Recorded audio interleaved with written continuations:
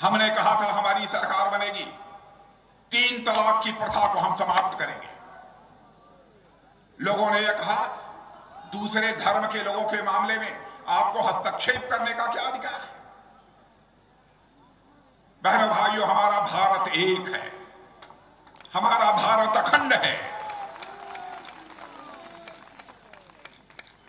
हम पूरे भारत में रहने वाले लोगों को अपना परिवार का सदस्य मानते हैं, चाहे वह हिंदू हो, मुसलमान हो, ईसाई हो, पारसी हो, यहूदी। हम टुकड़ों में बांटकर समाज को देखने के आदी नहीं है। हमें लगा भले ही वह मुस्लिम धर्म को मानने वाली हमारी बहन हो, मां हो, चाहे किसी भी धर्म की मानने वाली कोई बहन और मां हो, बहनों भाइयों, वह हमारी भी बहन है, हमारी मां है। यदि उसके ऊपर जुल्म होगा तो हम वोट की चिंता नहीं करेंगे, वोट को ठोकर मारकर उसकी कठिनाइयों का हम समाधान करेंगे। और आपने देखा कि जब हमको संसद में बहुमत मिल गया तो चुटकी बनाकर 3 तलाक की प्रथा को हमने समाप्त कर दिया।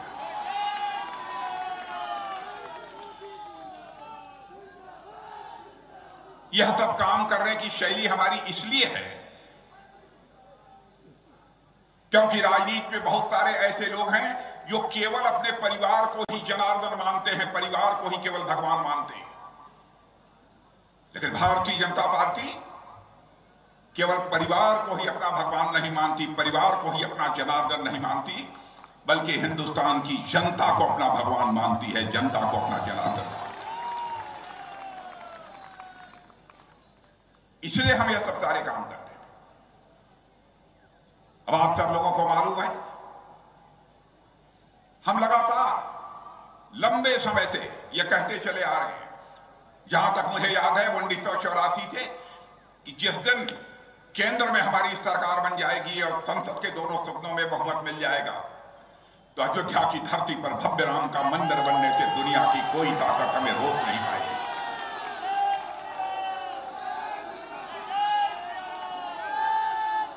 बीच बीच में जब हम लोग आंदोलन करते थे तो लोग ये कहते थे, क्या आप कहते हैं कि रामलला हम आएंगे, मंदिर यहीं बनाएंगे, लेकिन आप लोग तारीख नहीं बताएंगे। हम लोगों की खिल्ली उड़ाई जाती थी, मजाक उड़ाते थे कि केवल राम मंदिर का नारा देकर ये वोट हासिल करना चाहते हैं। यह मजाक उड़ाने वालों से मैं कहना चाहता हूं, हम राजनीति केवल वोट हासिल करने के लिए नहीं करते हैं, हम राजनीति केवल सरकार बनाने के लिए नहीं करते हैं, हम राजनीति करते हैं तो देश बनाने के लिए राजनीति करते हैं। बहनों भाइयों, समाज बनाने के लिए राजनीति करते हैं। आपने देखा वह समय आ गया 22 जनवरी को रामलला के विग्रह की प्राण प्रतिष्ठा हो गई। हमारे प्रधानमंत्री ने उनकी प्राण प्रतिष्ठा की और कई धर्माचार्यों ने उनके साथ। और मैं आज मिथिलांचल की धरती से, मां सीता की धरती से यह संदेश लेकर जा रहा हूं, बहनों भाइयों, जो यहां बैठे होंगे बहुत सारे विद्वान और धर्मगुरु, मेरा दिल यह बोलता है, मैं कहकर जा रहा हूं, अब रामलला अपनी कुटिया से हटकर अपने महल में आ चुके हैं। अब हिंदुस्तान में राम राज्य आने से दुनिया की कोई ताकत रोक नहीं सकती।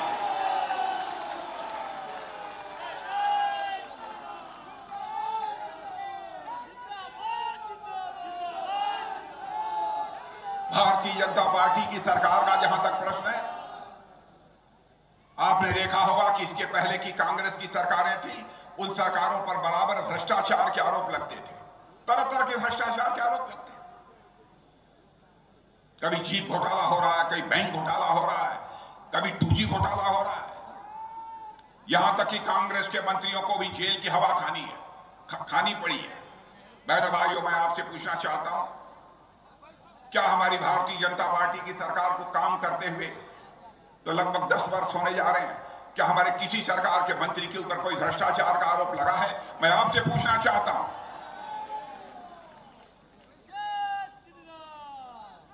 मंत्री की बात छोड़िए, पूरे सरकार पर कोई आरोप नहीं लगा।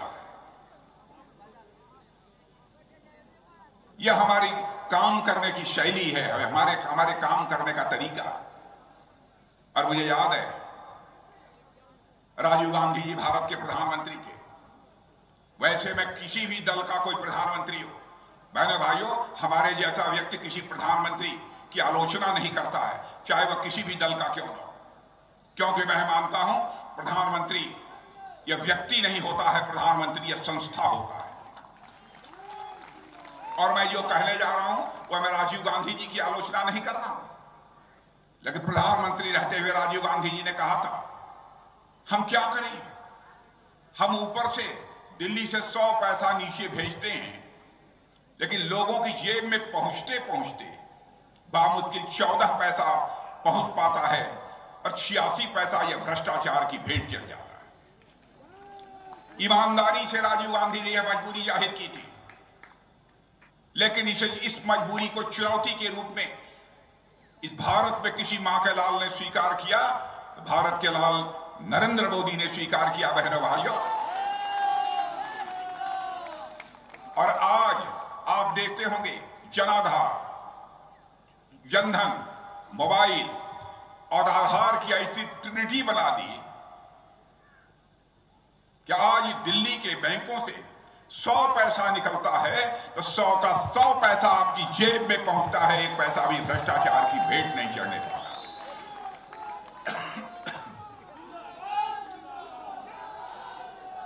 इस बात की चर्चा मैं इसलिए कर रहा हूं, भ्रष्टाचार को यदि समाप्त करना है तो भ्रष्टाचार भाषण देकर समाप्त नहीं किया जा सकता है।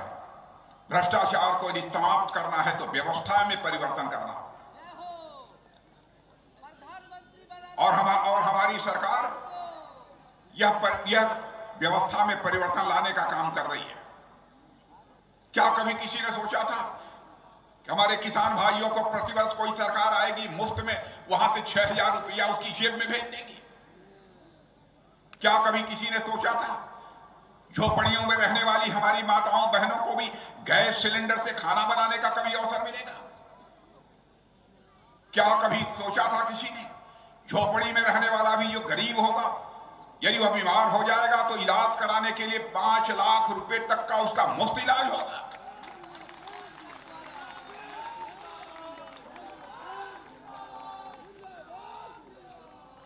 कई ऐसे काम हमारी सरकार ने किए। सारे कामों की यदि मैं गणना करूं तो इसमें लंबा समय लग जाएगा। बहनों भाई,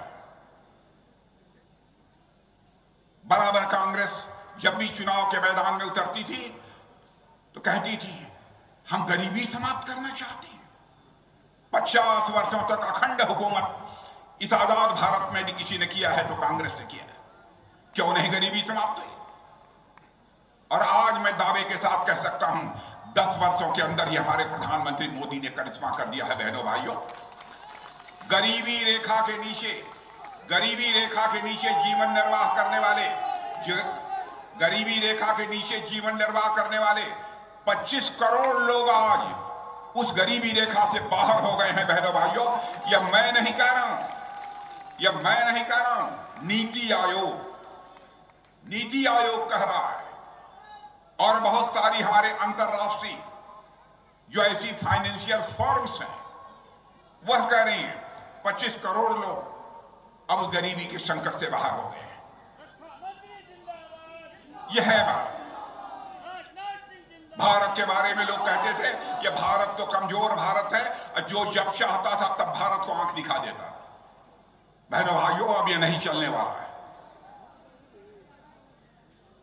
आपने एक बार देखा, मैं भारत का गृह मंत्री था, उसी समय पाकिस्तान से कुछ आतंकवादी आकर रात में सोए हुए हमारे सेना के जवानों पर कातिलाना हमला कर दिया।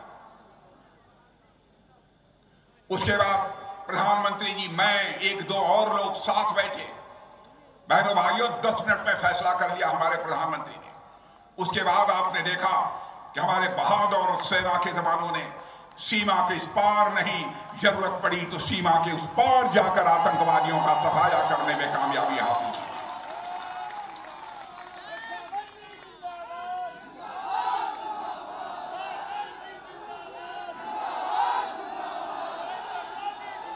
हमने यह संदेश दे दिया दो टूक संदेश सारी दुनिया को दे दिया।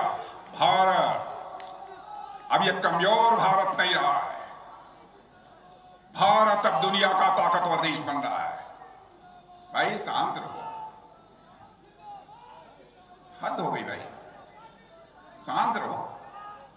हमने सारी दुनिया को यह संदेश दे दिया कि हमें यदि कोई आंख दिखाने की कोशिश करेगा तो जरूरत पड़ेगी तो हम सीमा के इस पार भी मार सकते हैं, और जरूरत पड़ेगी तो सीमा के उस पार भी जाकर मार सकते हैं। यह भारत की हैसियत है। और बहनों भाइयों, कई ऐसी बातें, कितनी मैं चर्चा करूं। अभी रूस और यूक्रेन, आपने सुना ना कि रूस और यूक्रेन के बीच पिछले 2 वर्षों से बराबर लड़ाई चल रही है। मालूम है कि नहीं आप सबको? कितने लोगों को मालूम है? जरा हाथ उठाइए। बहुत अच्छा, बहुत जागरूक क्षेत्र है। बहनों भाइयों, जब यह युद्ध प्रारंभ हुआ था 1.5-2 साल पहले, हमारे बहुत सारे भारत के रहने वाले बच्चे वहां पर कोई इंजीनियरिंग की पढ़ाई कर रहा था, कोई एमबीबीएस के लिए गया हुआ था, तरह तरह की शिक्षा ग्रहण करने के लिए लोग, हमारे देश के लगभग 25,000 बच्चे यूक्रेन में पढ़ते थे। धड़ाधड़ जब युद्ध प्रारंभ हुआ तो रूस की तरफ से मिसाइल चलने लगी। जब मिसाइल चलने लगी, बड़ी संख्या में यूक्रेन के लोग मारे जाने लगे। तो उस समय जिनके बच्चे यूक्रेन में पढ़ते थे, उनके माता पिता ने यह मांग करना प्रारंभ किया, प्रधानमंत्री जी चाहे जैसे भी हो हमारे बच्चों को यूक्रेन से बाहर निकालिए, पढ़ाई हो अथवा न हो, मुझे इस बात की चिंता नहीं, हमारे बच्चों की जिंदगी बचनी चाहिए। दुनिया के कई देशों के बच्चे यूक्रेन में पढ़ रहे थे, कोई नहीं निकाल पाया।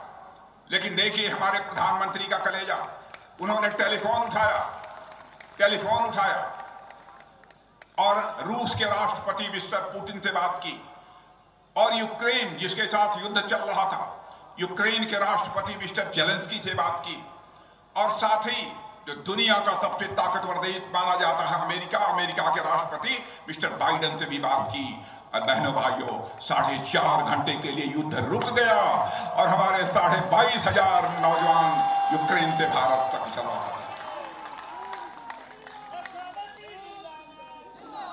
यह है भारत। अभी अखबारों में आपने पढ़ा होगा कतर, वहां पर हमारे नेवी के, नौसेना के कुछ पूर्व अधिकारी कुछ कंपनियों में काम कर रहे थे। वहां की अदालत ने हमारे नौसेना के पूर्व अधिकारियों को फांसी की सजा दी। अब हमारे देश का कोई नागरिक हो, दुनिया के किसी देश की अदालत उसको फांसी की सजा दे दे, क्या हमारे दिल पर गुजरेगी?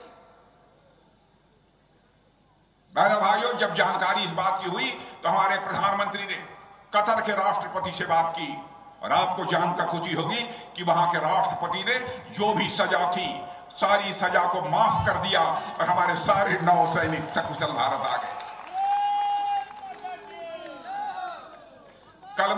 कल मैं विशाखापट्टनम में था। नेवी का एक बहुत बड़ा केंद्र है विशाखापट्टनम। वहां पर एक अधिकारी जो छूट कर आए थे वह मुझसे मिले जब मैं भाषण दे रहा था और इस विषय की चर्चा की। सारे लोगों ने तालियां बजाना प्रारंभ किया तो वह उठकर कहे कि साहब मुझे प्रधानमंत्री ने बचाया है। यह है भारत की ताकत। भारत की हैसियत निरंतर बढ़ती जा रही है, और इसीलिए मैं कहना चाहता हूं यहां पर हमने बहुत सारे काम किए हैं। अब देखिए, भारत की एक संस्कृति है, भारत की एक परंपरा है, हम उन सब सारी चीजों का भी ध्यान रखते हैं। आए दिन बहुत जो कद्दावर लोग हुआ करते थे, बहुत सारी ऐसी कमजोर परिवार की बहू बेटियां, उनके साथ रेप हो जाता। बहनों भाइयों, कोई दूसरी सरकार इसे बर्दाश्त कर ले, भारतीय जनता पार्टी बर्दाश्त नहीं कर सकती। यदि किसी ने जबरन किसी माँ बहन के साथ यदि रेप करने की कोशिश की, हम लोगों ने प्रोविजन कर दिया है उसको फांसी की सजा दी जाएगी, फांसी से कम की सजा नहीं दी जाएगी। राजनीति नहीं की जानी चाहिए तो मूल्यों की राजनीति की जानी चाहिए। इस प्रकार की राजनीति हम लोगों ने की है। बेटियों को गर्भ में मार डालने की कितनी बड़ी समस्या थी। गर्भ में बेटियां होती थी, बेटी नहीं होनी चाहिए, बेटा ही होना चाहिए। इसके लिए भी हम लोगों ने कठोर कानून बनाए। यह गारंटी हम लोगों की है। अब हम लोग धीरे धीरे लोगों को रोजगार देना प्रारंभ किए हैं। बेरोजगारी यहां पर 8.5% थी, इतने दिनों के अंदर हम उसको कम किया हम लोगों ने। अब भारत में बेरोजगारी का दर केवल 5% रह गया है। बहनों भाइयों, अवसर दीजिए हमारे प्रधानमंत्री को, तीसरा टर्म ही नहीं, संकल्प लीजिए चौथा टर्म भी देंगे। हम गरीबी के संकट को भी दूर करेंगे और बेरोजगारी के संकट को भी दूर करेंगे।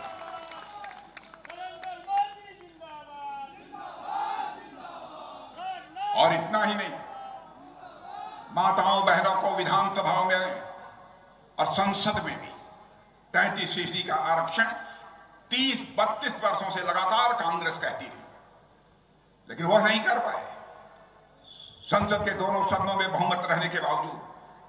लेकिन इस काम को यदि किसी ने किया है तो भारतीय जनता पार्टी ने किया है। बहनों भाइयों, हमारा चरित्र है, जो हम कहते हैं वह करते हैं। हम विश्वसनीयता का संकट किसी भी सूरत में भारत की राजनीति में पैदा नहीं होने देंगे।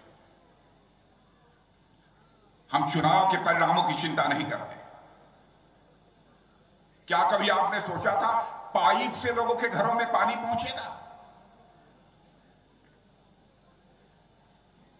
क्या कभी सोचा था गरीब माताओं बहनों के भी, गरीब परिवारों के घर भी शौचालय बनेंगे?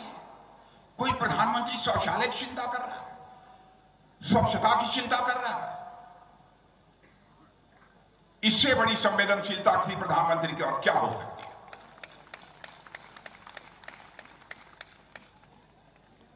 हमारी बहुत सारी योजनाएं, जरूरत पड़ने पर हम लोगों ने कठोर फैसले किए हैं। बहनों भाइयों, हम केवल अगले चुनाव के बारे में नहीं सोचते कि अगला चुनाव है, हमको यह काम कर देना चाहिए तो हमको वोट मिल जाएगा। हम इस बात की चिंता नहीं करते। हम इस बात की चिंता करते हैं कि हम वो कौन सा काम कर दें ताकि हमारे भारत माता का मस्तक ऊंचा हो जाए। हम इस तरीके से सोचने वाले लोग। हम लंबी योजना बनाते हैं। अब एक बैंक के बारे में, बैंक से आप सबका काम लेना देना है। जानते हैं बैंक में क्या हुआ? एक बार हम लोगों ने कठोर निर्णय ले लिया बैंक के बारे में, तो उसमें नॉन परफॉर्मिंग एसेट बोलते हैं, जिसमें कि उसका कोई वो पैसा डूब जाता है, उसको नॉन परफॉर्मिंग एसेट बोलते हैं। वो लगभग 11.5% के आसपास के हो गया था, 11.5% के आसपास। हम लोगों ने कुछ कठोर निर्णय लिए, कुछ पाबंदियां लगाई। अब वो 3.5% से नीचे आ गया। मेरे बहनों भाइयों, 3.5% से नीचे आ गया। अब वही बैंक जीरो बैलेंस खाता खोल रहे हैं, बिना पैसे के खाता खुला है। मैं दावे के साथ कह सकता हूं, यहां भी हमारी कुछ माताएं बहनें होंगी अथवा लोग होंगे गरीब, जिनका कि जीरो बैलेंस खाता खुला है। जिनका खुला है जरा हाथ उठाइए, जीरो बैलेंस खाता किनका खुला है?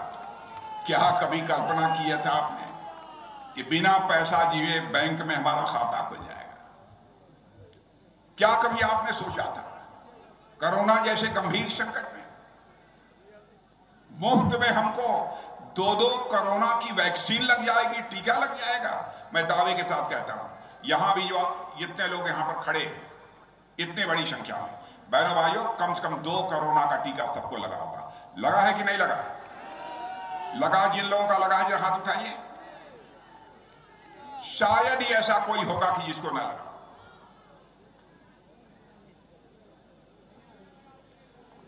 और कोरोना के संकट के दौरान भी जिस हालत यह थी, उस समय टीका, वैक्सीन भारत में बनता ही नहीं था। तो हमारे प्रधानमंत्री दौड़े दौड़े बंगलोर गए, वहां के वैज्ञानिकों से मिले, कहा क्या इसको बनाया नहीं जा सकता? हमारे वैज्ञानिकों ने खास सारा देश के सहयोग लेकर हम इसको चटपट तैयार कर सकते हैं। उन्होंने कहा जितने भी पैसे की जरूरत होगी हम पैसा मुहैया कराएंगे, जितने संसाधन की जरूरत होगी हम संसाधन देंगे, लेकिन वैक्सीन बननी चाहिए। और आपको जानकर आश्चर्य होगा, हम दुनिया के 100 देशों को हमने वैक्सीन मुहैया कराया है बहनों भाइयों, टीका मुहैया कराया है। और अपने समस्त भारतवासियों को भी 2-2 डोज टीका लगाने का काम किया है। यह है हमारा भारत। इसलिए हम तीसरे टर्म, और तीसरे टर्म के साथ साथ चौथे टर्म की भी बात करने के लिए आए। हम तीसरे टर्म की यदि मांग कर रहे हैं तो सत्ता भोगने के लिए हम नहीं आपसे वोट मांग रहे हैं, बल्कि राष्ट्र निर्माण के लिए हम आपसे वोट मांग रहे हैं, भारत के विकास के लिए वोट मांग रहे हैं। अब आप देखिए, अर्थव्यवस्था के आकार, मोटी भाषा में समझिए, अर्थव्यवस्था के आकार यानी धन दौलत के मामले में 2014 के पहले हमारा भारत दुनिया में 11वें स्थान पर था। अब आपको अंदाज होगा, सुन लीजिए, धन दौलत के आकार के मामले में हमारा भारत दुनिया में मोदी जी के आने के पहले 11वें स्थान पर था। बहनों भाइयों, आपको जानकर खुशी होगी कि आज के 2 साल पहले ही हमारी सरकार की नीतियों के कारण जो भारत धन दौलत के आकार के मामले में 11वें स्थान पर था, वह जंप लेकर आज दुनिया में 5वें स्थान पर आ गया। और यह मैं नहीं, दुनिया के बहुत बड़े विशेषज्ञ और दुनिया की वित्तीय फर्म्स अब यह कहने लगी हैं कि यदि ऐसे ही भारत आगे बढ़ता रहा तो 2027 यानी आज के 2.5-3 साल के बाद यह भारत धन दौलत के मामले में दुनिया के टॉप 3 कंट्रीज में आकर खड़ा हो जाएगा, दुनिया के 3 देशों की कतार में आकर खड़ा हो जाएगा। यह है भारत इतनी तेजी के साथ आगे बढ़ रहा है। इसलिए मैं आप सभी बहनों भाइयों से अपील करना चाहता हूं, आप सबका समर्थन, आप सबका सहयोग हम सबको प्राप्त होना चाहिए। और आपके सांसद गोपाल जी ठाकुर के बारे में मैं बताऊंगा आपको।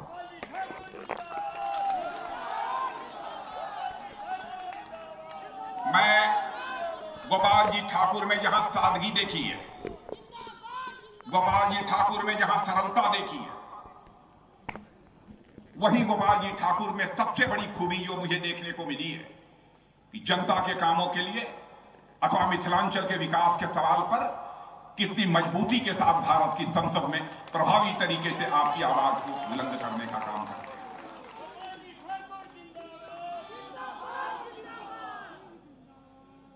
और बराबर इनका हाव भाव, वेशभूषा, बातचीत की शैली मिथिलांचल की शैली और संस्कृत का संदेश देती है भारत की संसद में। मेरे बहनों भाई,